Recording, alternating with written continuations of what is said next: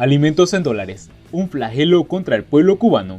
¿Cómo están amigos? Bienvenidos a Noticias Importantes, su diario informativo. Estamos posiblemente ante el mayor ataque cometido en América Latina contra el derecho a la alimentación. Al día de hoy resulta imposible hablar de reformas económicas en Cuba, como lo hacen algunos medios extranjeros. Las medidas adoptadas por el gobierno de Miguel Díaz-Canel y Manuel Marrero mantienen atadas de pies y manos a las iniciativas privadas. A pesar de la insistencia del mandatario a hacer las cosas diferentes, estamos, eso sí, ante la versión actualizada del ajuste del choque de los años 90, que encaja perfectamente en lo que el régimen denomina ajuste neoliberal cuando se trata de cuestionar lo que sucede en otros países, esto es, el lenguaje popular, sálvese quien pueda. A diferencia de lo que sucede en Estados Unidos y Europa, tan criticados por La Habana por la gestión de la pandemia del coronavirus, los trabajadores privados cubanos han quedado desprotegidos completamente, sin ayudas estatales, sin soluciones para mitigar la pobreza. Incluso, según reportes de prensa, algunos empleados estatales del sector cultural no han podido cobrar sus salarios regulares en pesos cubanos, algo completamente inexplicable. La vulnerabilidad de los ciudadanos es el denominador común bajo el régimen actual.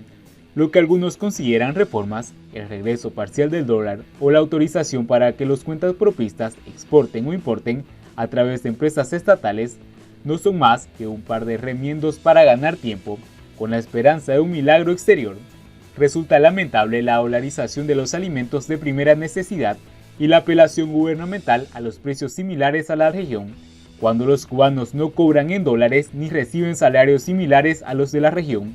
Estamos posiblemente ante el mayor ataque cometido en América Latina contra el derecho a la alimentación. Hay que tener presentes los resultados del segundo estudio sobre los derechos sociales en Cuba, dado a conocer el mes pasado, para evaluar cómo incide la dolarización en la masa diaria. Solo una cuarta parte de los hogares cubanos reciben remesas de familiares desde el extranjero. Alrededor del 80% tiene una situación de crisis económica severa o moderada en sus familias. Más del 40% de los entrevistados dijo tener problemas para sobrevivir. Entre las personas mayores de 60 años, aumentan los porcentajes de problemas para comprar lo más esencial para sobrevivir, llegando al 54% en el tramo de 61 a 70 años y al 59% para el que lleva más de 70 años. Es evidente que el régimen cubano carece de las respuestas necesarias para enfrentar la crisis actual. Las escasas medidas que adopta solo agravan la situación de 2 millones de personas. Con la dolarización de los alimentos, Cuba es hoy más miserable que nunca. Siguiendo con las noticias, ¿vale la pena vivir la vida que nos espera? Con tanta desesperanza, ¿cuántos se darán por vencidos apenas iniciada una carrera que cada vez pinta más fea que para la inmensa mayoría? En Cuba, el COVID-19, de creer las cifras que dan las autoridades, incluso si las manipularon, ha causado menos muertes que en otros países. Solo hubo 87 fallecidos.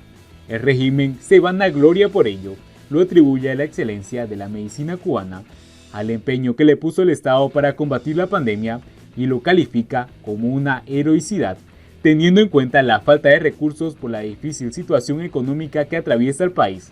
Si se tiene en cuenta la mala nutrición, la escasez de medicamentos y los artículos de aseo, la insalubridad, las aglomeraciones en las colas para poder comprar alimentos, parece un milagro que no hubiese un centenar o miles de muertos.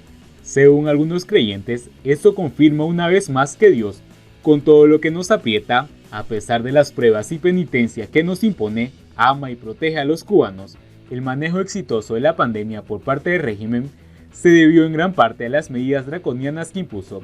En medio de una cuarentena estricta, sin transporte público, con la gente encerrada en sus casas y el confinamiento de todos los casos sospechosos, la policía tomó las calles y efectuó detenciones e impuso multas a todo aquel que se considerara, con razón o sin ella, que estaba violando las medidas establecidas para evitar la propagación de la enfermedad. Como resultado, hubo muchísimos más detenidos y multados que contagiados. Tales medidas y comportamientos policiales solo son posibles bajo un régimen totalitario, en una democracia, para bien o para mal, como resultó en esta ocasión con la pandemia de muchos países.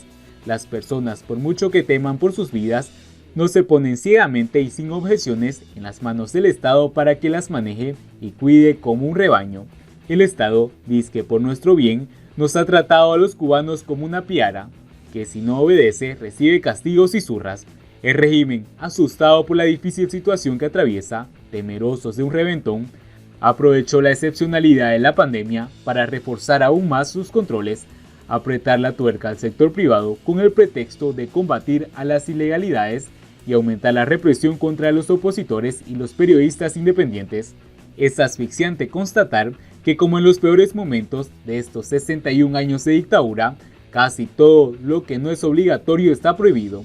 No se vislumbra algo mejor, sino todo lo contrario, con la chapucera retrasada e insuficiente por sus trabazones nueva estrategia económica, anunciada en medio de un regañón de berrinche presidencial y mal explicada por el ministro de Economía atascado por la vieja fórmula de la planificación centralizada y las empresas estatales.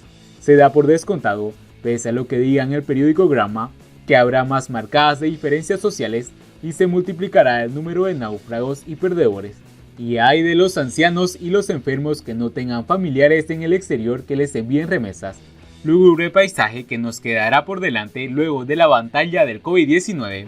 Mientras nos adelantamos a la nueva normalidad dolarizada y llena de restricciones, cada vez escucho más personas decir que con tanta hambre y con tantas vicisitudes que estamos pasando, más las que nos faltan todavía, no vale la pena la vida que nos espera. Con tanto desánimo y depresión como hay, con tantos comentarios pesimistas como los que escucho a doquier, no me extrañaría que en los próximos meses, como ocurrió durante el periodo especial, se disparen las cifras de suicidios en Cuba, o el eufemismo con el que denominan en los datos oficiales se sumarán a los casos que no califican como tales, o sea, los que se apartan a un lado y, como suele decirse, se tira a morir, o reventar de tristeza principalmente las personas de la tercera edad, que los cubanos se inicia antes de tiempo en cuanto asoman las primeras canas contra su vida, o el purgatorio que llama así, conspiran la mala alimentación, la falta de medicinas, las pensiones ridículamente bajas, el maltrato a sus familiares y con el duro que está el día a día por la falta de espacios en sus viviendas, porque otra boca más en la mesa lo ven como un estorbo y los arrinconan o los maltratan. También habrán muchos jóvenes con tanta desesperanza ante la falta de oportunidades, se darán por vencidos apenas iniciada una carrera que cada vez pinta más fea para la inmensa mayoría. Siguiendo con las noticias, Estados Unidos exporta a Cuba casi 82 millones de dólares este 2020, entre pollo, maíz, tractores, prótesis y ¿dónde está el bloqueo? El régimen cubano ha importado de Estados Unidos productos por un valor de casi 82 millones de dólares en lo que va del 2020, pollo, maíz, fosfato, soya y tractores, según los datos revelados por el economista Pedro Monreal. En los primeros 5 meses del 2020, las exportaciones de Estados Unidos a Cuba alcanzaron 81,6 millones de dólares y el 77% fue carne de pollo, publicó en Twitter Monreal, doctor en ciencias económicas. El 94,7% se concentra en un total de 5 productos: pollo, maíz, fosfato, soya, tractores, explicó el experto. Según Monreal, los 3 primeros puertos estadounidenses de comercio con Cuba son Mobile, Alabama, New Orleans, en Luisiana, y Jacksonville, en Florida. El análisis de los datos contradice la versión del régimen cubano, que, para justificar el desabastecimiento de productos en la isla, culpa totalmente a Estados Unidos y el bloqueo económico o el embargo al pueblo cubano, mientras barre debajo de la alfombra la basura propia de la gestión, que coarta las iniciativas de los ciudadanos, entre ellos campesinos, emprendedores privados. Pedro Monreal reconoce que el flujo de comercio entre Estados Unidos y Cuba refleja excepciones en las regulaciones del bloqueo. En los comentarios de la publicación de Monreal, el emprendedor y podcaster Camilo Candis se pregunta cómo se compara eso con los años anteriores, por qué no parece haber mucho pollo en las tiendas estatales, a lo que el economista explicó que el nivel actual de las exportaciones de pollo de Estados Unidos a Cuba es inferior al de hace 12 meses, aunque es superior a los niveles del último trimestre del 2019, que fue muy bajo. Jorge García Velázquez explicó que lo del fosfato, los tractores y la soya se puede entender, pero tener que comprar e importar pollo y maíz muestra la incapacidad económica del régimen. Por su parte, Otro usuario hizo una pregunta que martilla la cabeza a los cubanos cuando ven datos como estos y escuchan las justificaciones del régimen sobre la escasez, tractores y qué pasa con el embargo.